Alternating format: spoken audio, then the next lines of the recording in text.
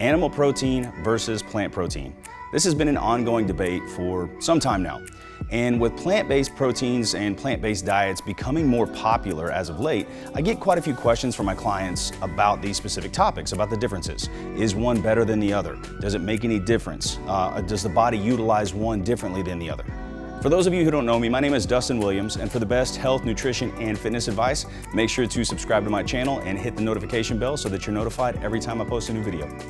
Now, there was a recent study that was conducted on just this specific topic, and what they're trying to help us do is better understand the differences between the two and the impact that they have on the essential amino acids in the bloodstream. Now, if you're not familiar with essential amino acids, they are the amino acids that the body cannot make on its own, that we have to get from outside sources. And this is also the first human study conducted where they matched the essential amino acid content and the leucine content between the animal-based and the plant-based proteins.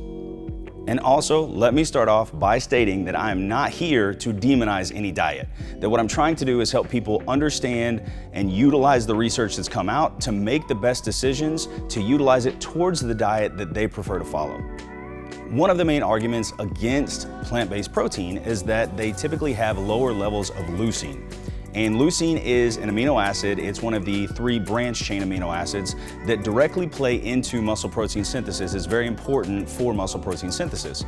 And there has been some research that shows that the amount of leucine in the blood specifically can play directly into the amount of muscle protein synthesis. And this is one of the things that the studies did, was to equate the amount of leucine and the essential amino acids between the 2 types of protein and see if there's any change in the amount of these amino acids in the blood once they utilize these 2 different types of protein.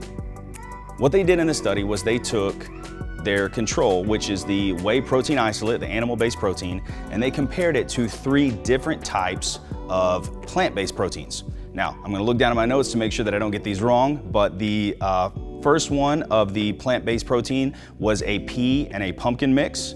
From there, they also compared it to a pea, pumpkin, sunflower, and coconut mix. And the third one that they compared it to was a hydrolyzed pea and pumpkin mix. So they took the whey protein isolate as a control and compared it to these 3 different types of plant-based proteins. Now, as I've already mentioned, they wanted to make sure that the essential amino acid content and the leucine content was equal between the 3 types of plant-based and with the whey protein isolate. So in order to do this, that the 3 plant-based proteins on average had about 10 grams more of total protein as compared to the whey protein isolate in order to match the essential amino acid and the leucine content.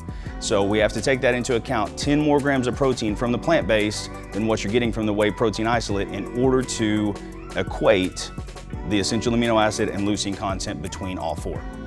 When they conducted the study, here's what they had the participants do. They would come in completely fasted and they would ingest one of the 4 types of protein that they were to have. And then over a 4-hour period from the point of ingestion, they tested the amino acid levels in their blood 6 total times.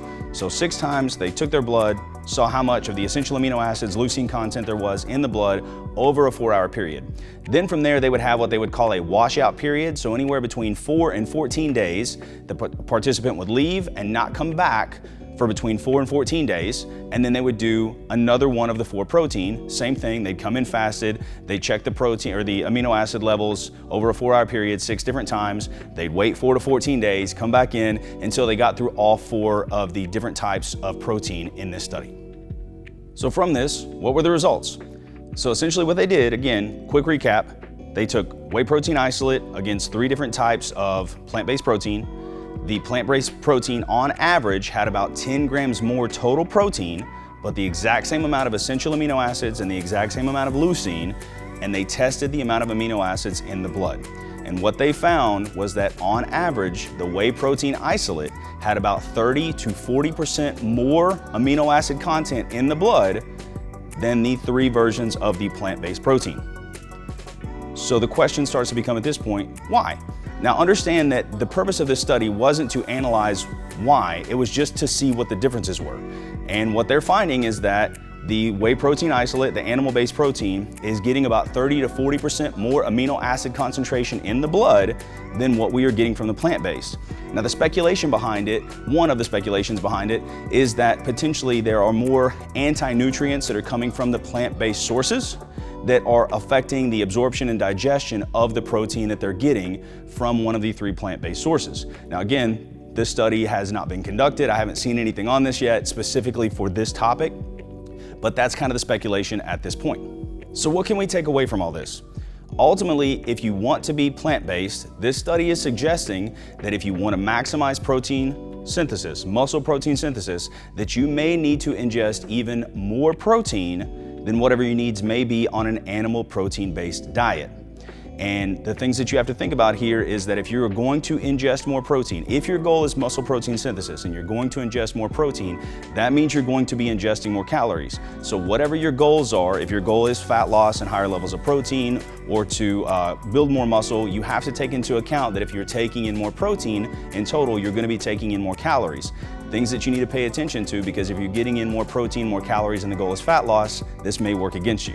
So if you haven't tracked calories before, if you need any help with that, I've actually got a video on that topic specifically. I'll link to that below in the description if you want to check that out and learn a little bit more on tracking calories specifically. But overall, it seems that there are some benefits to using the whey protein isolate over these 3 plant-based sources as far as muscle protein synthesis is concerned. Again, not saying that you shouldn't be vegan for this purpose, just understand that based on this research, you may want to try to get even more protein in if you want to be plant-based as compared to using animal products in your diet. Having a better understanding of protein is just one of many things that we need to know and understand in order to create an overall healthy lifestyle. Because of this, in the description below, I'm gonna give you guys a link to my Yo-Yo Dieting Cure Guide. It's absolutely free for you. Just click the link, go to the website and download it. This is gonna kind of help push you in the right direction and give you 10 essential steps that's necessary to really create an overall healthy lifestyle, because you're gonna need to know more information, and that nutrition and diet and exercise is always an ongoing learning process. We're always getting more information, and this is a good place to start. So utilize this. It's a free gift from me to you, and I hope that it helps. From there, if you liked this video, I appreciate it if you would click the like button, hit the subscribe, share the video. Otherwise, I'll see you guys in the next video.